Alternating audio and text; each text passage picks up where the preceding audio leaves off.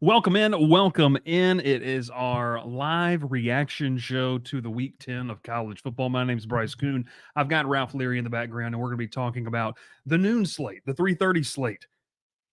And obviously, as we're wrapping up the show, we hopefully be able to talk about another dominant win for the SMU Mustangs. Hashtag pony up.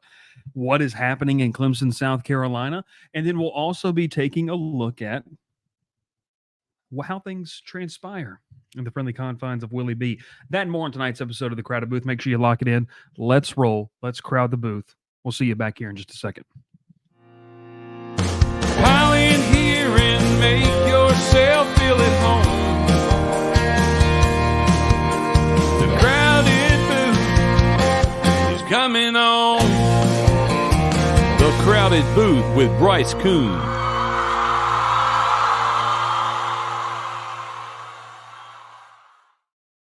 Well, welcome in. Welcome in. Ralph Leary is right next to me. I'm Bryce Kuhn. We welcome you in to the Crowded Booth here live, and we are getting ready to talk about college football. I see things are happening in the chat with potentially what's going on with South Carolina. I was told they weren't good. I was told Shane Beamer was going to be fired. Ralph, something just happened as we were kind of going live here? Yeah. They threw a pick six. They got called back. He stepped out of bounds. Who did? Who did? To A&M threw a pick six. And he got called up. I mean, he's not having a good game, dude. He really is. I can't throw. The friendly confines of Willie B. I mean, that's what it is. He can't throw. He has not thrown all year. He's a running quarterback. He didn't throw against LSU.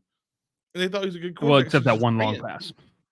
Yeah, but LSU just couldn't stop the run. That's the thing. Look, and Dr. Bob said it too. We talked about this on Wednesday. You can't lose to food. It's true. Yeah, they let me down. I should have took Tulane minus 14 on the road at Biff Poggi. That's what I should have done. Extra latte. Uh-oh. Okay, so we're going to keep tabs on what's obviously happening in that game. But, Ralph, let's take a look here. Let's kind of walk through some of the big slate. That's what we're going to do. Be more of a casual show here tonight. We appreciate you tuning in. This is obviously, you can find this in the podcast feed into the wee hours of Sunday morning. And, Ralph, let's kind of start with, obviously, the big game. I mean, let's just be real. That noon slate, the big one, the must-watch game, it wasn't Auburn-Vanderbilt. And it wasn't that. We don't have to talk about that. We don't need to talk about that. But let's talk about Ohio State, Penn State. I kind of wanted to go first here with this thought process. I mean, I'm not one to say that things haven't or can't happen, okay? Like, I'm not one to say that. But it's starting to feel like that Penn State is entering a territory of where Georgia went with Mark Richt. Like, really great teams, and they're going to, they'll get into some 12-team playoffs. But in all honesty, will they win those games? I don't know. And this felt like the best. We've talked about this. This felt like the best chance they had at winning it. So your thoughts on Penn State in general, what you saw from the losers, and I don't know if you saw James Franklin afterwards, was really just kind of like, yeah, I mean, we know we got to be better. But, I mean, he's been a business in these big games. How about the fact that he went after a fan? Look, I understand getting angry because the fan's talking to you. I know that. I know you have to stand your ground sometimes, but the dude's obviously a college student who goes to Penn State probably, and he's frustrated because his team's just not performing. He's 1-12 against Ohio State now. Something. I mean, it's and that brutal. one win was a block field goal to return for a touchdown. I mean, that right there shows you that he cannot beat Ohio State. I mean, it doesn't matter if you play at home, play at night, you play at 12 o'clock, you play at 3 o'clock, you have a blackout, you have a whiteout, whatever it costs. You cannot beat Ohio State. You haven't done it. And this is, like you said, we're talking about Ohio State. This is their best roster.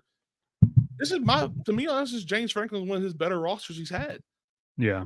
I mean, here's the big issue to me. Why is Tyler Warren your leading rusher? Look, I Tyler talk about Warren, him on he's Wednesday. a great athlete. He's terrific. I mean, I love the guy. I like watching him play. Yeah. But he is not a better running back than Nick Singleton. No. And Nick Singleton's your leading receiver. Yeah. There are issues with what happened in Happy Valley on Saturday, and it starts with the play calling. That was the big thing about Penn State this year, was the play calling was getting better. It was, defense is better, offense is better, quarterback play is better. Drew Allen looked better than he did last year. I agreed. I thought Yeah. so too. He obviously was a little banged up. They went both quarterbacks in this game, but eventually you have to stick with one. This is not a team you have two elite quarterbacks that you both need to play. You have a really good quarterback in Drew Aller. I think he's really good. And you have a young, really talented running quarterback. And you're just trying to see who can get hot faster. But you don't get either one enough tries. You can't bring someone on third down off of not being on the field for 2 drives and expect him to convert. Yeah, that's a lot to ask. Yeah, and especially against Ohio State, who's got a pretty elite defense, in my opinion. Yeah. Yeah. And are coached very well. Yeah, no, you bring up great points. I mean, Penn State is just they just cannot find it offensively, and it's such a shame because defensively this is a group that has been, I don't want to say elite. I don't want to throw that term around to where we're talking about 10 to 12 teams being elite, Ralph. But Penn State's been borderline elite, great defenses for the past like 3 or 4 years, and they can't get over the hump because offensively, I don't know what they're doing. So I hate it. I mean, I hate it for Penn State. I mean, they're still. We talked about it on Thursday. Still a path to the playoff, obviously. Yeah. You got to win out. But, in general, it's disappointing because Penn State fans knew what this was. They knew what the opportunity, to not even have a conversation about Ohio State the rest of the year, because you win this one, you're probably in the Big Ten title game. And, you're probably going to play Oregon. We'll obviously see, but I don't know how the tiebreakers work in the Big Ten. Hopefully not. More than likely, hopefully they're not drawn out of a hat like they are in the SEC if it gets down to it. I want to say one thing about Ohio State, though, and I said it on Wednesday. You have to run the ball with this team. You cannot put all this pressure on Will Howard to, win this game for you. He's not that kind of quarterback. 40 carries for 176 yards by a team. Congratulations. You played. You did what you needed to do. Quinshon Judkins, 14 for 95. Trayvon Henderson, 10 for 54. Will Howard, 12 for 24. Did it where it mattered. Yeah. You don't have to be – I mean, they don't need to run for 200, 300 yards against a team. But you just got to, get the first downs, get the big plays, and they did that today. I think, finally letting Quinshon Judkins run the ball. I mean, you have a Heisman, in my opinion, who's the best running back in the country going into this year before Ashton Jeanty stepped on the field that we knew about him, Yeah. He was to me, he was a Heisman candidate. I mean, he's the most athlete. He's probably the most dynamic running back in college football. I mean, out of the backfield, receiving and running, I'd put him up there as number 1. Yeah. No, he's elite. For him to have 11 touches a game is criminal. I don't care who's your receivers. You have to give him the ball. And they did it today. They did it right. I think they played a great game. I mean, obviously, they got good receivers, but Penn State's secondary is pretty good. Penn State's very good defensively altogether. And kind of to what you said, we talked about it, Ohio State's offensive line had some banged up injuries. Ralph, they just pretty much, which we talked about this, when you have injuries on the offensive line and you've got guys playing that maybe don't have the experience you would want in a big game atmosphere, what's the easiest thing to do? To me, Ralph, it's to run block instead of pass pro, because pass pro, you're asking them for guys to have great elite communication plus win their one-on-ones. Run block allows you to combo block up to the second level, and it allows you to really have a motor, I would say. I mean, you get to play downhill. And Ohio State did that. Like, they dominated that aspect of the football game. You mentioned, and it wasn't eye-popping stats, okay? Right. But they ran it 40 times. They said, you can't stop it. We're going to keep doing it. Yeah. We're just going to keep going downfield. We're gonna hit you in the mouth. I mean, and we talked about the injuries on Wednesday, Bryce. You have guys who moved around. A big one to me, and people talk about when you move offensive linemen around, it's kind of hard because they're not used to position. But what you do is you move the guys who can play those other positions. So you move centers to guards and guards to centers. Yeah. You can't really move to one that's on the tackle. It's a harder position to play if you're a guard or center. So Yeah. that's what they did. Seth McLaughlin, obviously from Alabama transfer, played center. He's been center all year. The center from last year moved to left guard today. Can't remember names off the top of my head. And the backup left guard played right guard today for Ohio State. And they ran the ball very well. I'm pretty sure that's how they broke it down this morning, if I remember correctly. No, I think you're right. I mean, and like you said, you allow guys, because a lot of guys come into college, they're able to play guard and center, so you allow them to play what's comfortable. And, to me, just in general, like, I think this was a really good win for Ohio State. I don't think Ohio State's explosive like they were, 3, 4, 5 years ago. But I think what we are seeing them is that, like you mentioned, they can get nasty and run the football. I didn't necessarily think they could do that against Penn State. They did. And Will Howard, I mean, he had the pick, Ralph, but he was efficient. Just 8 incompletions, nearly 200 yards, and 2 touchdowns. He's a baller. He's a game. I don't want to say he's a really good game manager in terms of that. He's a gamer, is what he is. He's a gamer. It's a weird thing that people don't usually get it sometimes, but it's a game manager and a baller at the same time, because they go out there and they do what they have to do to win the game. They don't have to go out there and be, the one guy who gets all the touches, who does everything for the team. Yeah. He hands it off well. He reads it well. He can give you a 6-yard carry on a read option. He can throw it deep, and he does what he has to do. He's not flashy. Well, and you mentioned too, I mean, it helps when you have receivers, Jeremiah Smith, Brandon Ennis, Emeka Egbuka. I think I said his name correctly. We'll see. Carnell Tate is still a really good talent. I mean, they've got enough guys to where you can sit there and you can say, hey, it's not like I'm throwing to a bunch of randos. I mean, they've got elite receivers. So it's a perfect situation for Will Howard. This is a big win for Ohio State. Ralph, we're kind of ending for this. I still believe Penn State has a shot at making the playoff as a one-loss team. They got to win out. But now Ohio State, I believe, and am I wrong, does Ohio State play Indiana next week? No. They have Purdue, Northwestern, then Indiana. Okay, so they do, but they do still play them. I'm sorry. Yeah, it's a home game for them. They play Indiana and Michigan at home back-to-back weeks. Gotcha. Okay, well, I mean, Ohio State's that you control your own destiny once again to get the driver's seat, to get to the Big Ten title game. So it'll be it will be interesting. Let's get to a couple comments though about that game. That's Ohio State, Penn State, big win for the Buckeyes on the road, and I'll be interested to see where Ohio State's ranked. By the way, when they come out with the playoff rankings, this upcoming week. But I start a couple, so let's do these. Tyler Pfeiffer says, I hate to say this, but Richt is a better coach than Franklin. Might be. I mean, but it's starting to feel eerily similar to that, what happened in Athens. Alex says, I'll let you take it, Ralph. Who can Penn State possibly get? I think most coaches they would get mostly be a downgrade. That's a very fair point. Well, you have one starred already, and we might as well just go to it. Yeah, go ahead. Yeah, Tyler said it earlier. Signetti. I mean, would he leave Indiana? I have no idea, but it's a good hire for Penn State. Oh, it'd be a home run hire. Yeah, it'd be the right choice for Penn State. Would he do it?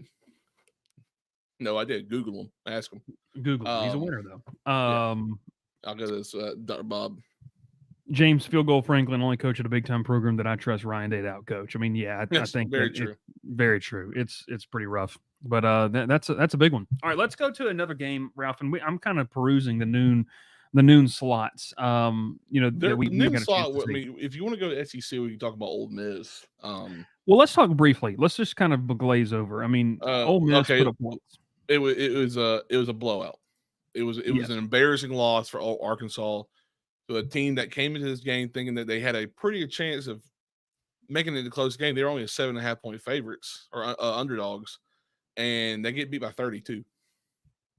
They allowed 63 in their own backyard.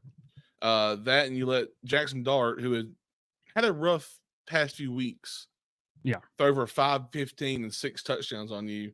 You let Jordan Watkins and Caden Lee dust your entire secondary without Trey Harris be on the field.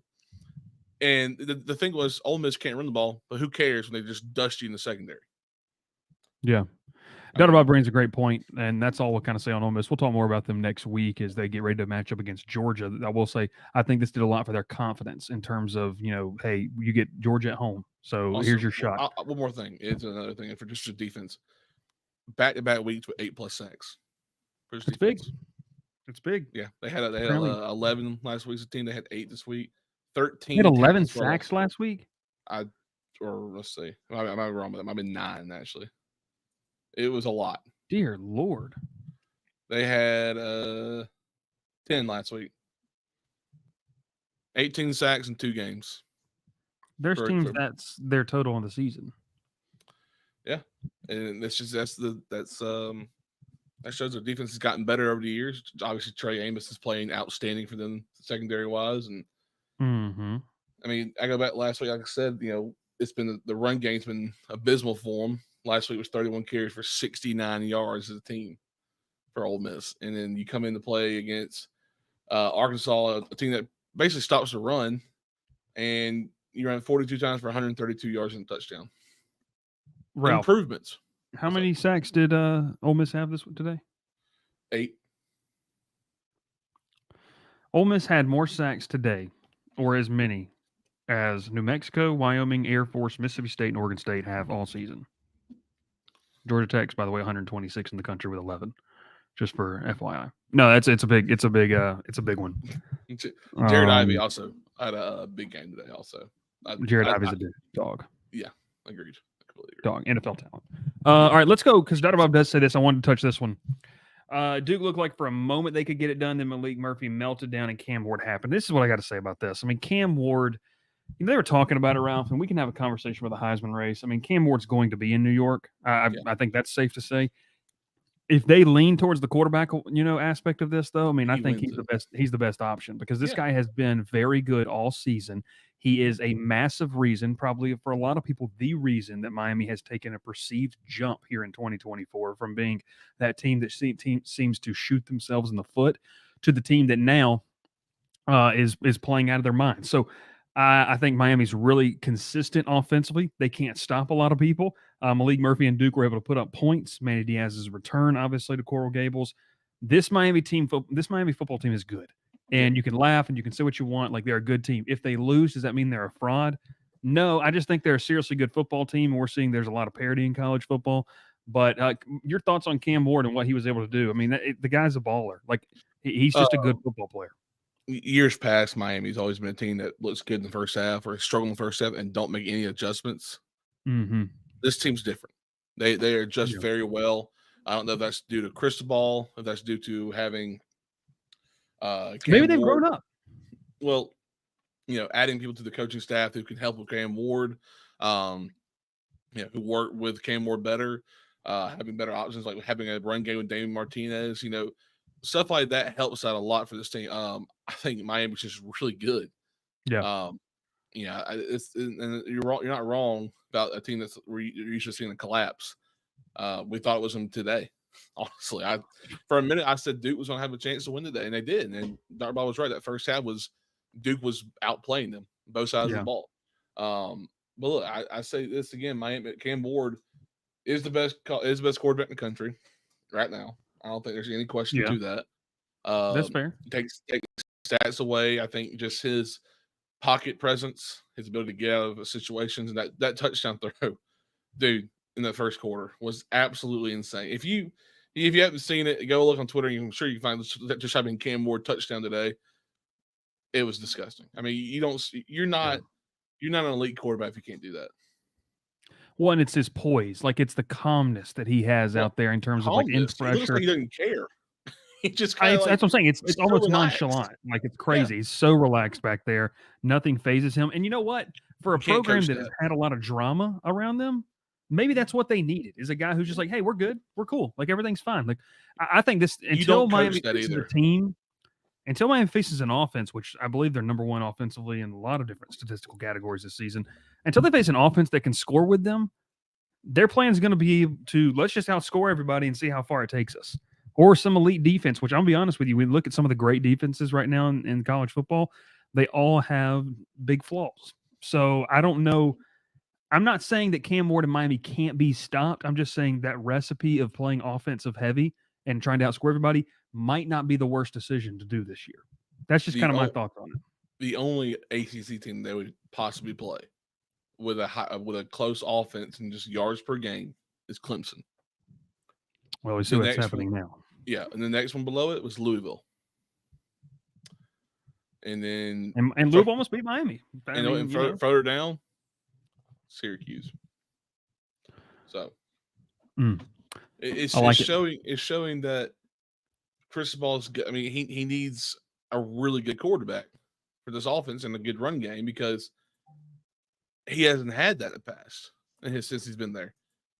He's had decent quarterback play, really good like edge rusher play out there. I think Greg Rousseau, I go back to think about him. Mhm.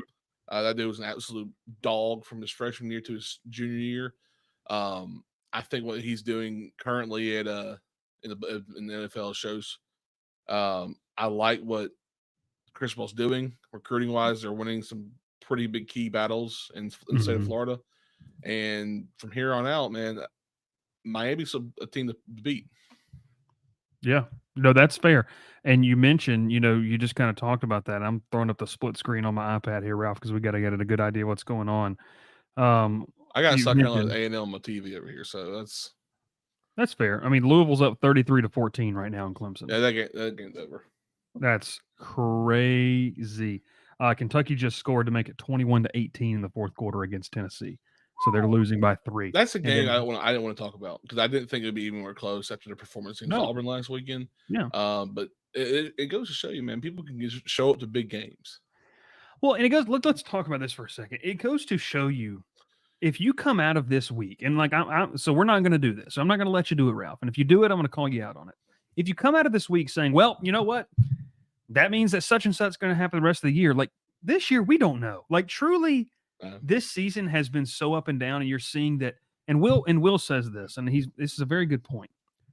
The team that can look the most consistent over 12 weeks, 12 games, is probably going to win the national title because you're getting so many different versions because you're dealing with 18 to 37-year-old kids, Alan Bowman. 18, hold on, Cam McCormick, you mean? Cam McCormick, yeah. Who had a touchdown today? Crazy. First one in but his you're career dealing in 9 with years. Young kids in terms of like it's hard to be consistent. So I just think that's something that's interesting to kind of look at, Ralph. And there's only been 2 teams, in my opinion, this year that have looked like that.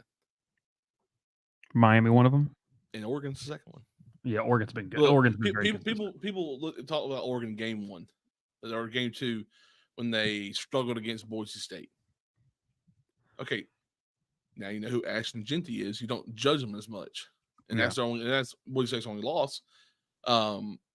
Oregon is done manhandled everybody else the rest of the season, and then my heart gets broken every other time I look at that play. That's just upsetting to watch. What play? What are you looking at? A&M. Just Jabri Barber having an absolute field day.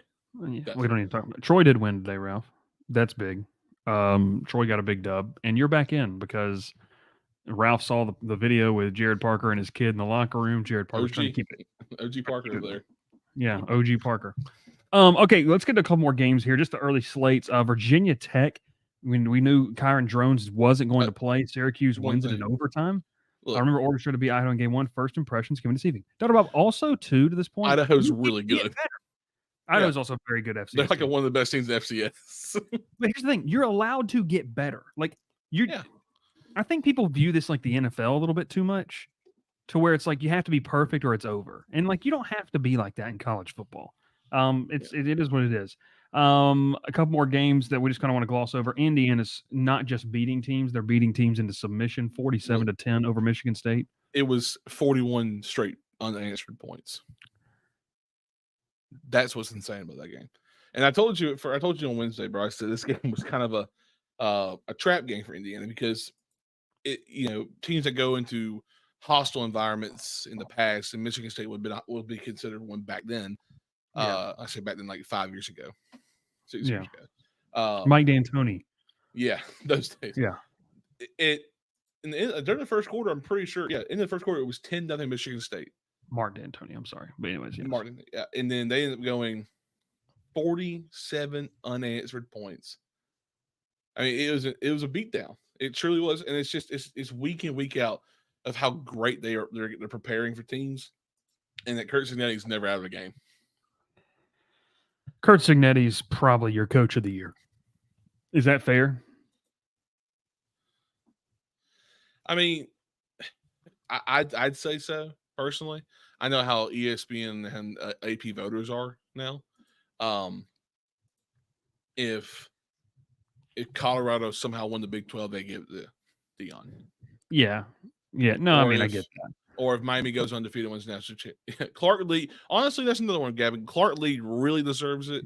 Clark Lee's SEC Coach of the Year. Absolutely. I think that's easy. He stays Well, on business. okay, unless I mean A&M's probably about to lose this game to South Carolina. There's 5 minutes left. They just punted it back. They're down by 10. If Elko and A&M would have gone undefeated and won the SEC title, Elko might get it over him. But I like Clark Lee. It's ridiculous. Nancy says 47 straight unanswered points. Sure. Crazy.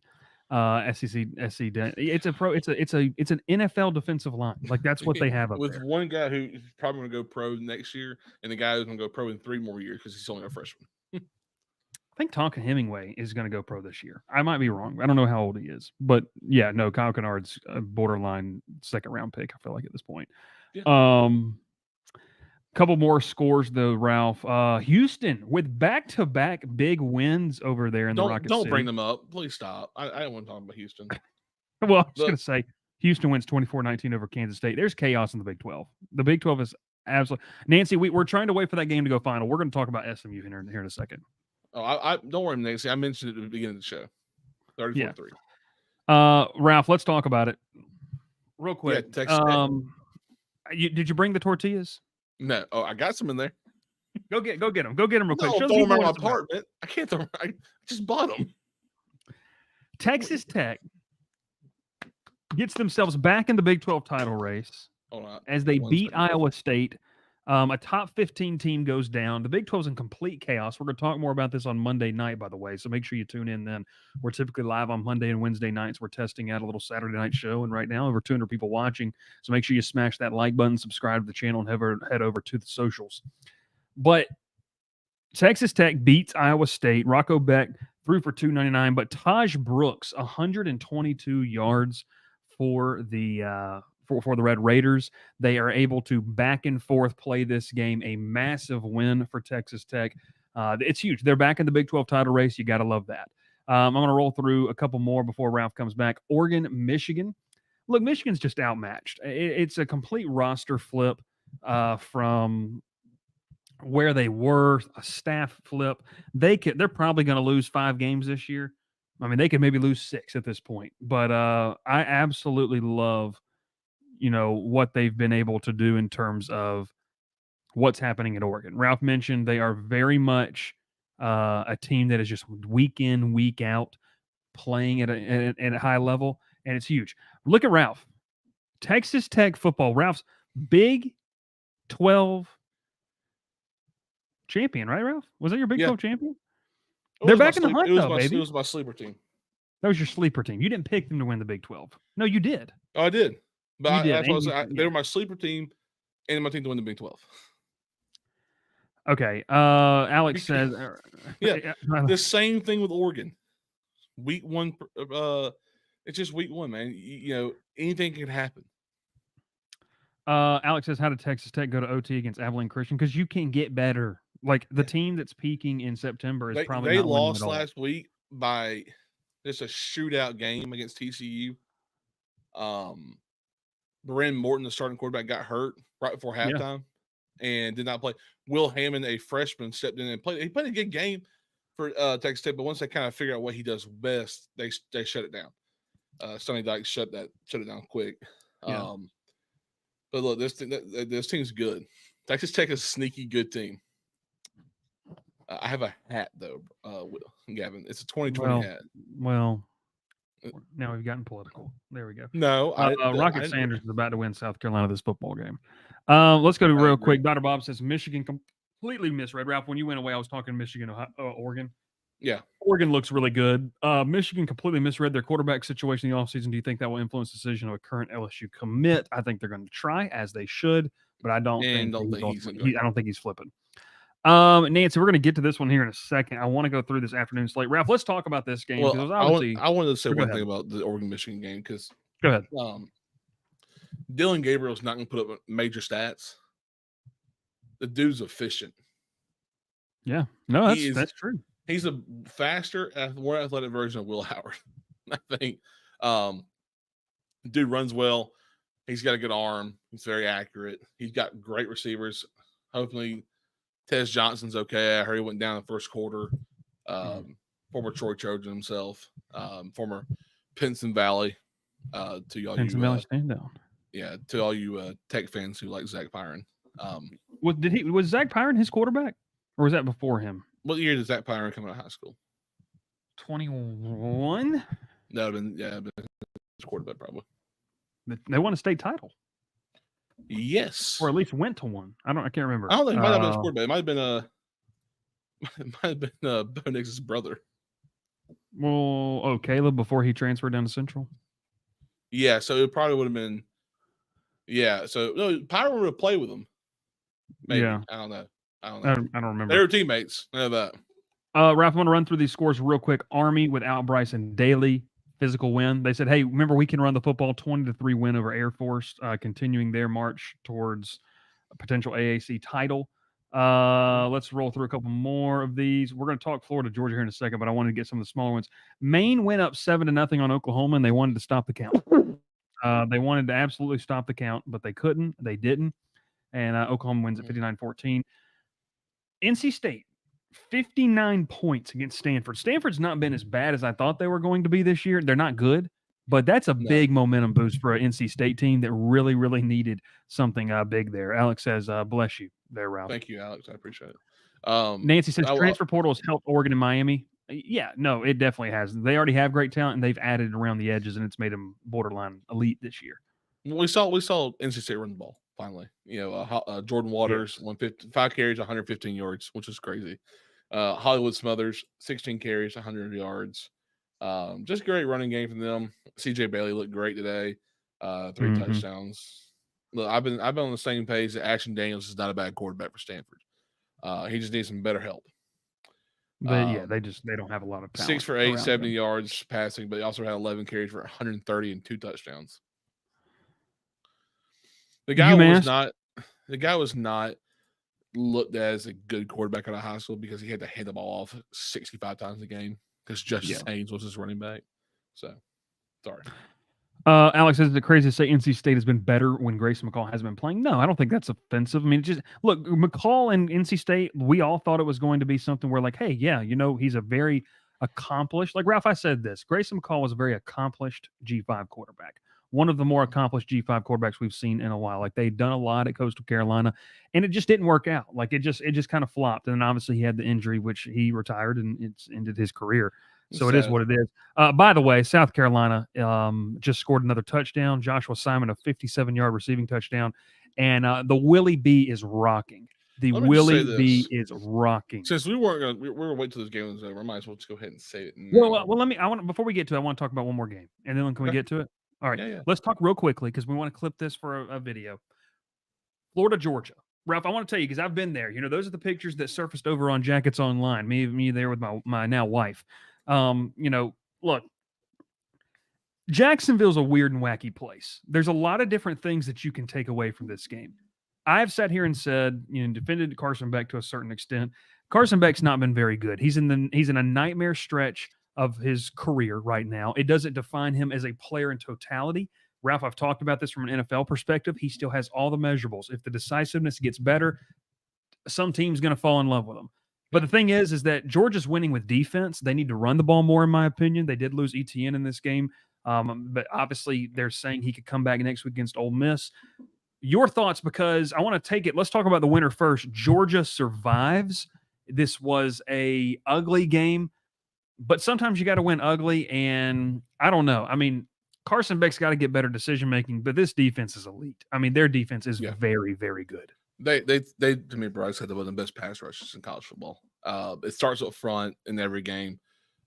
Michael Williams, I mean, Columbus native, obviously stud. Nazir Stackhouse been there for 14 years. You got Jalen Walker, who is unbelievable. I mean, I haven't even gone close to some of these guys. I mean, Chaz Chambliss off the edge. He had a hell of a game today. I hate watching him play, but he had a great game. Yeah. Your boy, Cash Jones. Well, I was getting to that. I was starting defense. I'll say this, Bryce, and I've watched enough games now with Dan Jackson. I have an issue with him. And it's not that I think he's a great story and all. He's one of those guys who walked on or whatever and worked his way to a starting job. I don't know if he knows what he's doing out there sometimes. Because I know I'm serious. Because there's a few plays I watched where he just runs full speed at somebody and hits them. Now, congratulations, you're gonna be a hard hitter one day, but you missed so many more tackles doing that. You got yourself ejected out of the Texas game because of that. Yeah, that's fair. You almost got yourself ejected out of the game today for doing that again. Yeah, he's careless on some plays. He's still a good player. Not gonna say he's not, but yeah. I don't. I mean, you're putting your team in harm's way when you do that because you're not helping them win games. Yeah. Once again, Malachi Starks had one bad coverage play and led for a touchdown from Lagway in the first quarter. Other than that, the secondary played great. CJ Allen, big interception in that game. The defense plays great once again. They win the game once. You said they win the game for them again. So, yeah. I mean, Carson Beck, your thoughts? I don't think he's a bad quarterback. It's just it's just a bad situation. Like he's just in between his ears. It's just bad right now. He's had 4 weeks of messed up offensive line play, beat up offensive line play. Running the ball. They don't really run the ball that well. No, they don't run the ball very well. Their running backs are all beat up. Trevor Etienne's good, but he's a good from outside the tackle running back. Mm-hmm. You don't really have that Todd Gurley, Nick Chubb, Zamir White. You don't have the in between tackle guy. You do, but you're not. He's hurt. Yeah. Branson Robinson. I think Dylan Bell is probably your most athletic player on offense, which is hilarious because last year we thought that man was just a puzzle piece, Yeah. Oh, Alex says here, Nate Frazier needs more playing time. He had 19 carries for 82 yards. He also had a costly penalty today that I think that Kirby Smart is going to make him run for. He might run back from Jacksonville to Athens tonight. Honestly, he's such a great talent, but they've got to get him more tuned in. He's freshman mistakes. Did you see Kirby when he did that Oh, celebration? dude, that's one of the maddest I've ever seen Kirby Smart. Post game, still mad at him. He's walking from Jacksonville back to Athens tonight, and he's walking up 75. Yeah, it's. But you see what Kirby does now is he's kind of trying to do better here. I think. I mean, you see it on the field. I mean, outside of what goes on during field play and practice, we don't see those, moments. But I think what he's doing. Kirby had a red face. Yeah, it matched his jersey or his shirt tonight, or the logo.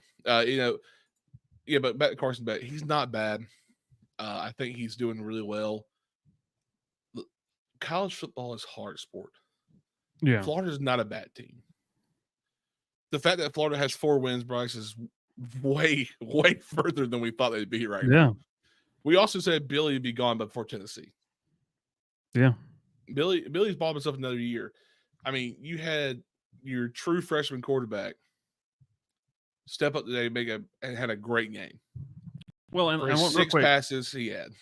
Like Nancy says, you said earlier, she said she thought Florida's defense played well. Yeah, no, they're good. That's a good Florida defense. And then Beck didn't look good. If the Florida second string quarterback could have played, been a different game, of course. Yeah. No, I think so too. I think so too. But Aiden Warner, man, that's a tough spot to be put in. Oh, it's brutal. It's brutal. I didn't think he did that bad, honestly. Well, you look at the stat line, you think it's horrible. Yeah, but watching the game, yes, but he had a lot of built up adrenaline, man. That first throw, I love what Billy David called there. Let him air it out, because if he overthrows him, he gets that adrenaline out. Maybe he hones it in. Didn't happen, but he was confident in him letting him throw the ball, which I was happy to see. Yeah. So, no, I was too. Kind of my final thoughts on that. I think Georgia is still an improving team, like everyone is. I don't think there's a singular dominant team. Ralph, you mentioned the teams that have played kind of even keeled. It's been Oregon and Miami. Outside of that, we'll kind of see. Oh my gosh! Yep, Rocket Sanders again. Okay, let's move on. So Florida. Georgia wins, survives. Florida. I don't know if they're going to get to a bowl game, but we'll see. We will see. Okay, let's talk about let's dive into this one. Ralph, South Carolina. Look, I just want to tell people this. Okay, we're going to start this off. So whoever's cutting this up, Mr. Producer. Oh, one, sorry. There you go. All you. No. Bud. Let's go. Let's go both screens. I'm fine with that. No, I Mr. gotta find. Producer, I tell gotta right find here. something real quick. Okay. I'm looking for. You keep going. I'm looking for something. Okay, that's fine. That's fine. I'll do this, and I'll bring it in right here. I want y'all to understand. We're entering this transitive property because people love to throw transitive property as a joke, where you're seeing teams go into hostile SEC territory and lose. Okay, let's go for example. Ole Miss enters Death Valley. LSU, probably not the better team in terms of what they were going into that game as. LSU feeds off the crowd and wins the football game. Last week, I was in the building in College Station. LSU goes there. Completely, Texas A&M rises from the grave and wins that game. And then now you've got a team where the casuals look at a 4-3 and a 2-3 conference record, but they don't take into the fact that, Ralph, this is one of the more hostile places to play, not just in the SEC, but at night. The Willie B is rocking. You need to get it through your head, folks. There's a reason that people value the SEC over other places, because it is hard to go play with the caliber of athlete week in, week out that this conference provides. You can call it SEC bias, but you cannot deny the fact that there's tried and true stats and figures that back this argument up. So, Ralph, to that point, it's 44-20. I did not think South Carolina would beat A&M by 20 plus points. South Carolina has scored 27 unanswered points in this football game. They're a good football team. It's an NFL style front seven. It is a quarterback who is an absolute freak, but he's learning and growing. You have a veteran running back that the question coming into the season was, is Rocket Sanders going to be the Rocket Sanders that was kind of disappointing last season for Arkansas? Or is this the guy that's going to take the step up and be what he was in 2022 and 2021? Ralph, it's hard to go win on the road in the SEC. It's hard to go win in general on the road. But in the SEC, you're seeing it. A&M couldn't handle it. They could not deal with it. South Carolina's playing well above themselves. That's what home field atmospheres do. This conference is really hard, and you're seeing it week in, week out. The conference is eating itself alive. Shane Beamer is not getting fired. There's a reason recruits want to take recruiting trips up to Columbia. It's an amazing place to play football. He's a great culture guy. The admin loves what Shane Beamer can do. And the expectation right now for South Carolina football is, hey, get us to a quality bowl game and let's pull off a couple of these wins. That's what he's doing. I love Shane Beamer. I love what South Carolina does. I was really impressed, Ralph, when I went there back in September and they nearly beat LSU. It felt, and we've been saying this is a team that was going to knock somebody off at some point. They're going to do that tonight. Massive win over A&M. So, Ralph, let's talk about the winners first here because it's important. Your opinion, and see old Frank Beamer there smiling on the sidelines, your opinion of South Carolina, because this is fun. This is cool. South Carolina can be a fun place to play. Beamer has brought that back to Columbia, to the days of Spurrier. I mean, truthfully, like that, they're fun. Not talking about the height of success, talking about how it's fun and interesting. But your thoughts, because domination, I mean, you ran the ball all over an A&M defense that didn't give LSU an inch. And, like, I'm not trying to pull a card here. I watched that game in person. I watched a decent amount of that game from the sidelines. Like, I watched that game with my own eyes. A&M's a good football team. A&M might still win the SEC. A&M probably still will make the playoff. But it just goes to show you, man, it's hard to do. And I'm tired of people just saying, well, it's the SEC. Like, it's good football. It's the highest caliber of athlete. That's why they have the most draft picks. That's why they do all these things, because it is really good football. People want to play there. You might not like it, but you can't deny that it's not true. I'll get off my soapbox and let you talk. I couldn't find what I wanted to find. But it's okay. All right, I'll keep going. No, I'm just kidding. You're completely right, Bryce. There's something about this being said that I've been saying it all year. I think I read just Nancy's post, a comment right there.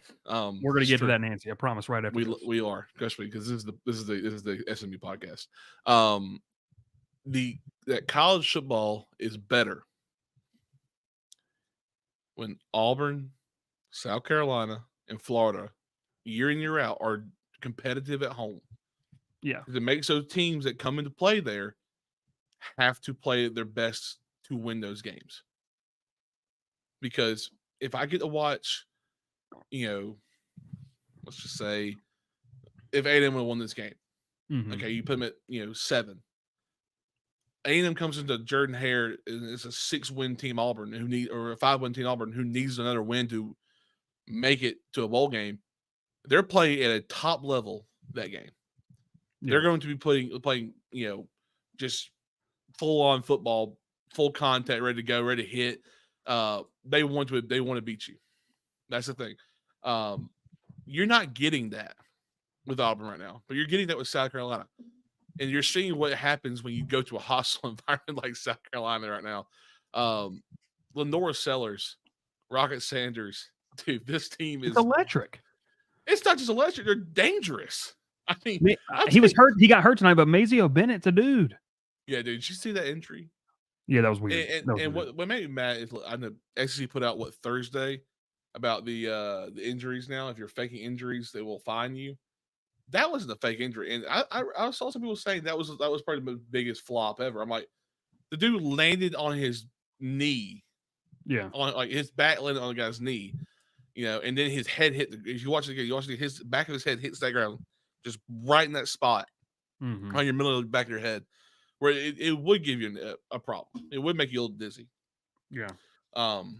Just looking at the box score right now, Bryce. Rocket Sanders. 20 carries, 144, 2 touchdowns. Lenore's 15 for 106 in a touchdown. Who needs to throw the ball where you can just run it like that? It's ridiculous, man. It's ridiculous. And they have given Marcel Reed fits all day. It's been it's been hell on earth for A&M. I mean, let's just be real. It's been a nightmare for them. At what point are you Mike Elko saying maybe I need to put Wegman in because he's a better passer? But if they can't protect him, it doesn't matter. That's the problem. Well, this is Shane Beamer's biggest win this year, obviously, but I wouldn't say it's the biggest win in his career because that win against Clemson at home or Tennessee at home, 2022, obviously beats that one. I love South Carolina, but I love what they do. I mean, this is a massive. I'm a fan of Beamer, man. I really am. He's a friend of the program. Yeah, that and the fact that his dad is one of the greatest coaches in history when it comes to defensive minds, because what he did at Virginia Tech for so long, dude. I mean, just the greatest of all time. So if Will was here, he'd be doing it with me. That's all I gotta say. If Will was here, A&M's not a real program. I agree, guys. I can assure you, I've been there. It's a real place. Let me tell you something real quick about A&M, and I'll end it here with that. This game, if you want to. They're going to be really good in 2 years. Very good. Oh, God. A&M's Mike Elko is going to be elite. Because Mike Elko is a great coach. And he's not going anywhere anytime soon, in my opinion. They love him there. He's just – you got A&M on a bad day. You got South Carolina on a great day. And that's what happens. You got to bring your A game every time. Gavin says, just wait until Nick Harbor makes Olympics. Nancy says, freeze on the hot seat. Yeah, no, we'll talk more about that on Monday. All right, Ralph, let's go real quick because that was A&M, South Carolina. South Carolina, that's awesome. Like, I absolutely love it. I love what South Carolina just did. It's a real place. South Carolina's real. It's not fake. They're not fake there. It's a real brotherhood. It's a real question. Are you storming the field? Well, let's see. You want to watch and see? Let's see if they. Well, I mean, here it's about to come right here. We'll find out. I say they do. I don't think you should, but I think they do. They do. They did. Holy cow. Oh, yeah, they did. Oh, no, not tearing up. Oh, man, that's a lot of money they're going to spend there. That is. 24-point victory for South Carolina, the third largest versus an AP top 10 team ever. Okay, Ralph, let's dive into a couple more of the games. I believe this one's over. It looks like Tennessee's going to hold on and win the game 28-18. I don't have a lot to say on that, and the fact that Kentucky's still a solid team in terms of testing you. Like, you can't just sleepwalk through them. They're definitely bottom half of the SEC, lower third. But real quick, we got 10 minutes. Let's take 5 minutes on each of these last two games, Ralph. Okay, real quick. Louisville, Clemson. I'll say what I'm going to say on this. This is an example of when you don't play people, okay? Clemson got boat raced in week 1.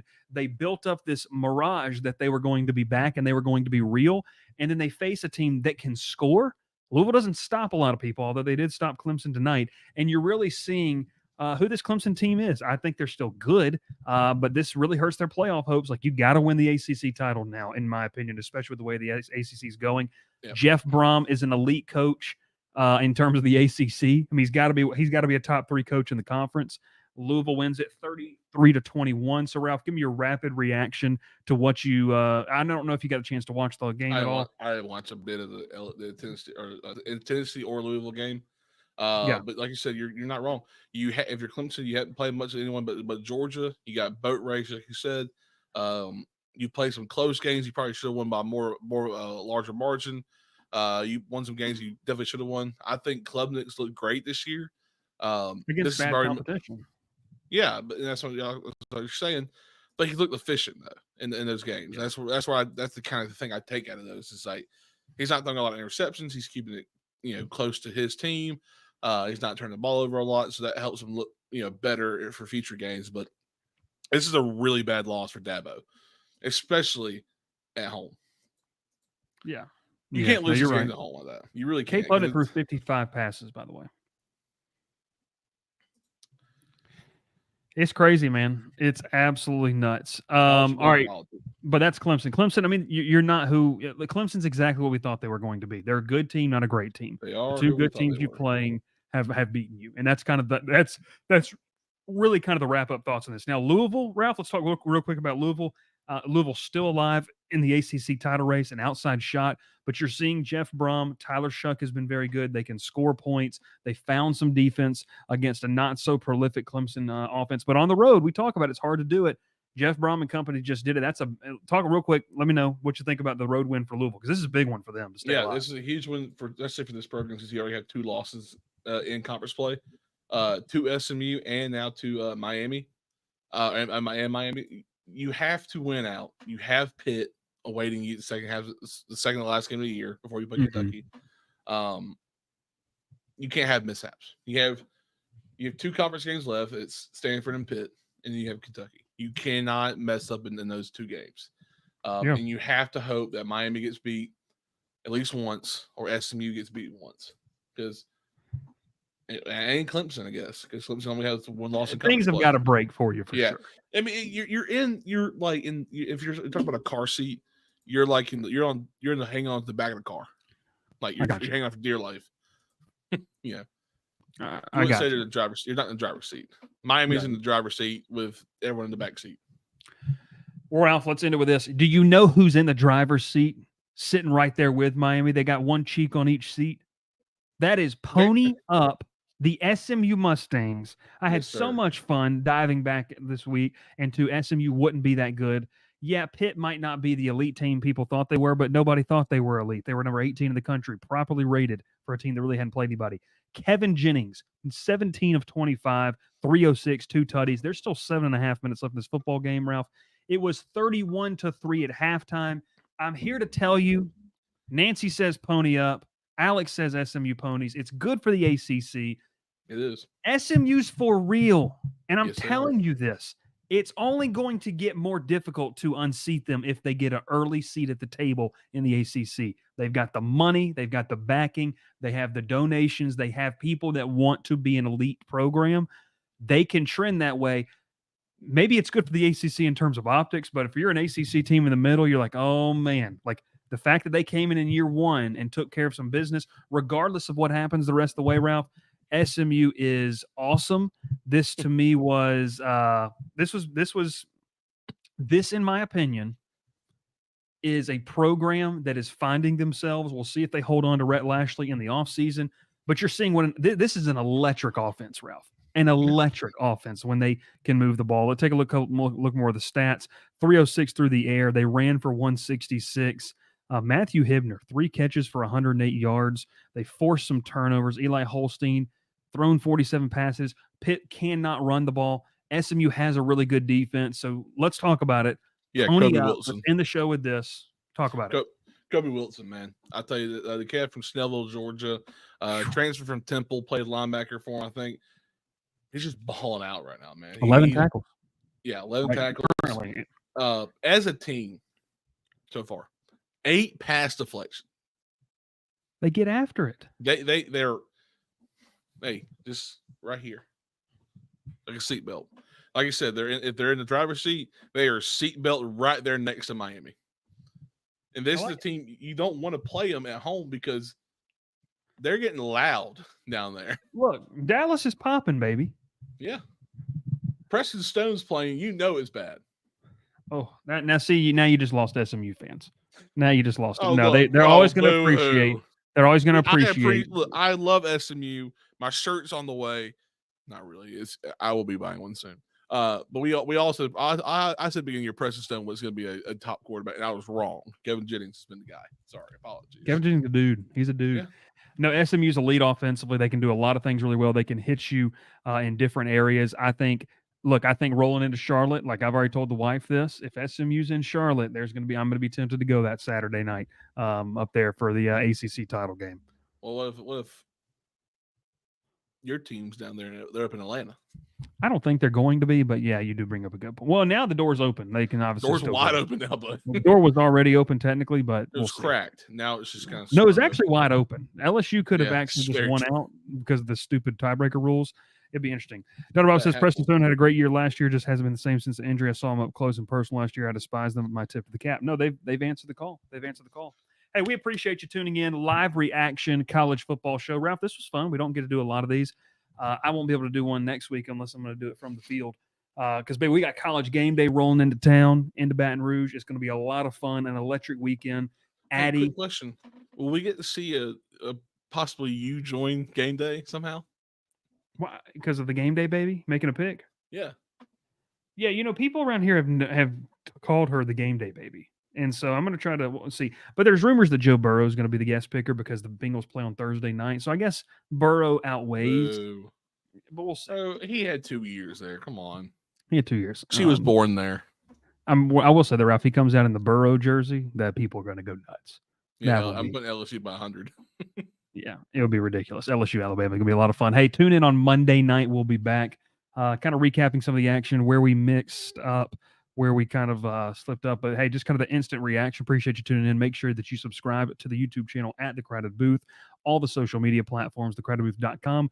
And stay tuned. Set up those notifications so you can know when we go live next time. Ralph, I'll hit the button.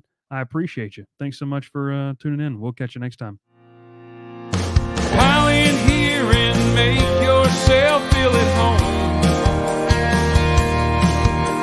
The crowded booth is coming on.